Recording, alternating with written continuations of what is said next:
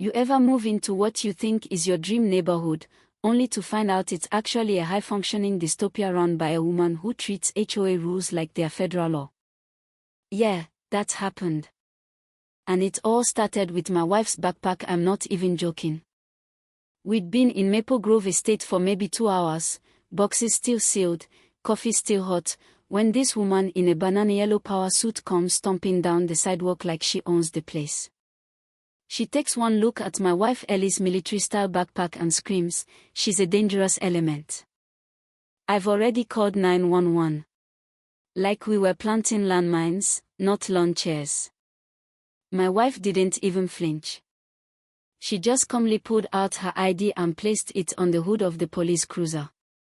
One look, and this lady Karen Whitmore, of course, went pale, stumbled back like she saw a ghost, and ran off like someone had yelled the audit.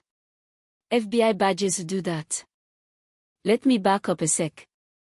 My name's Marcus John. 6 months ago, I thought I'd found paradise. After years in a cramped downtown apartment, scraping by while I built my freelance software biz and Ellie worked as an accountant, or so, I thought we stumbled on this too-good-to-be-true house listing. 4 beds, 3 baths, way under market, and a seller who just wanted out. That should have been my first clue. The closing went too smooth, and the guy selling the place looked like he was fleeing a haunted mansion. When I asked about the neighborhood, he muttered, "Keep your head down and follow the rules." Charming, right? Moving day was eerily quiet. Not a soul in sight, just pristine lawns and Stepford-perfect houses. Ellie wore jeans, a green jacket, and her military backpack, which, turns out, had just enough insignia poking out to trigger Karen's inner dictator. The woman marched right up, introduced herself as HOA president like she was announcing her candidacy for president of Earth, and demanded we prove we had the legal right to be in the neighborhood. And here's where it got wild. Ellie, calm as can be, gives her name, tells her we closed on the house yesterday, and goes to grab the documents, but Karen's already locked in on the backpack like it's radioactive. "Military equipment isn't allowed in civilian neighborhoods," she screeched, dialing 911 like we were invading. When the cops showed up, Ellie calmly handed over a black wallet, not her license, but something else. Something that made the detective stand a little straighter, speak a little softer. That was the first time I realized my spreadsheet-loving wife had a whole other life. Turns out accountant was code for federal agent.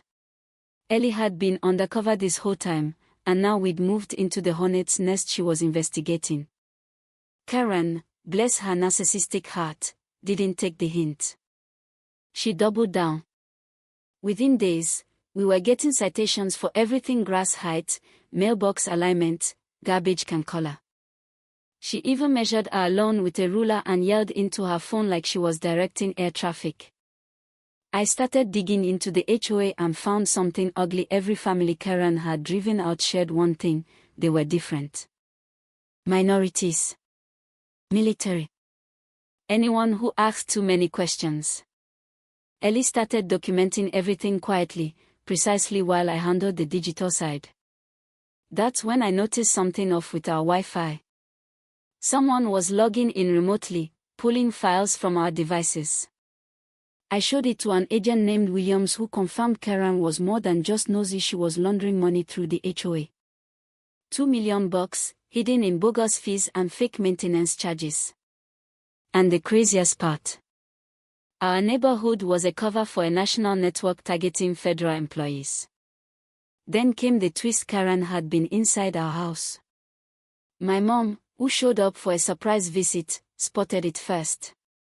She confronted Karen with psychological warfare only an old-school Taiwanese mother could pull off: fake flattery, confusing praise, innocent questions that hit like punches. Karen cracked. She slipped up, admitted more than she meant to. And just like that, the whole thing unraveled. Turns out Karen was being watched by the FBI long before we moved in. Ellie wasn't just investigating her, she was leading an operation called Suburban Shield, aiming to take down this whole twisted network. I ended up being the missing puzzle piece. My data analysis gave them the final proof they needed. Then, like something out of a movie, Ellie returned in a tactical vest, backed by a convoy of black SUVs.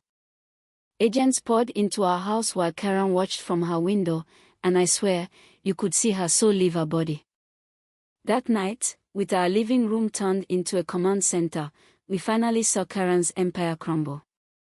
But just before the arrest could be made, Karen went full action villain, broke into our house with a crowbar, screaming about tyranny and standards, waving her binder like a holy relic. It was ridiculous. And terrifying. She was tackled by agents before she could hurt anyone, but that image, this woman, so obsessed with control, standing in the ruins of her own delusions, I'll never forget it. She didn't just break laws. She broke people. But not us. Not this time. 3 months later, her house was bulldozed and turned into a community garden. The new HOA board was elected by actual residents. My mom somehow became head of the neighborhood trust. And me. I got a job offer from the FBI. Turns out cyber skills and surviving Karen Whitmore made me uniquely qualified to help other neighborhoods.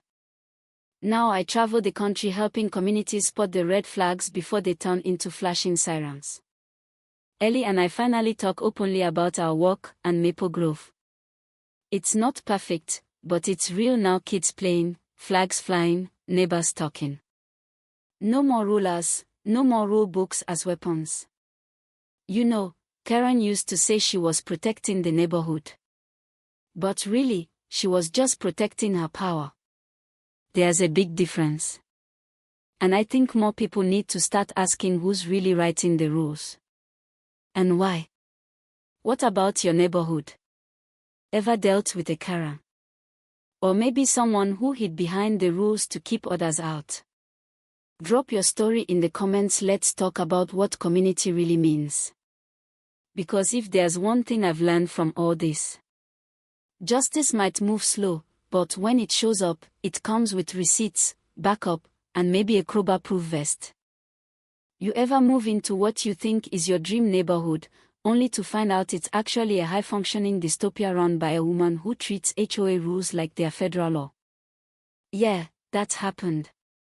And it all started with my wife's backpack. I'm not even joking.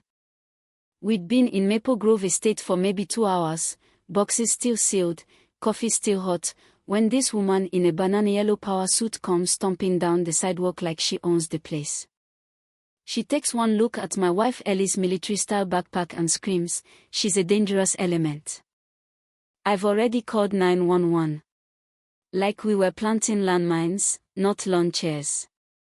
My wife didn't even flinch. She just calmly pulled out her ID and placed it on the hood of the police cruiser. One look, and this lady Karen Whitmore, of course, went pale, stumbled back like she saw a ghost, and ran off like someone had yelled the audit. FBI badges do that. Let me back up a sec. My name's Marcus John. 6 months ago, I thought I'd found paradise. After years in a cramped downtown apartment, scraping by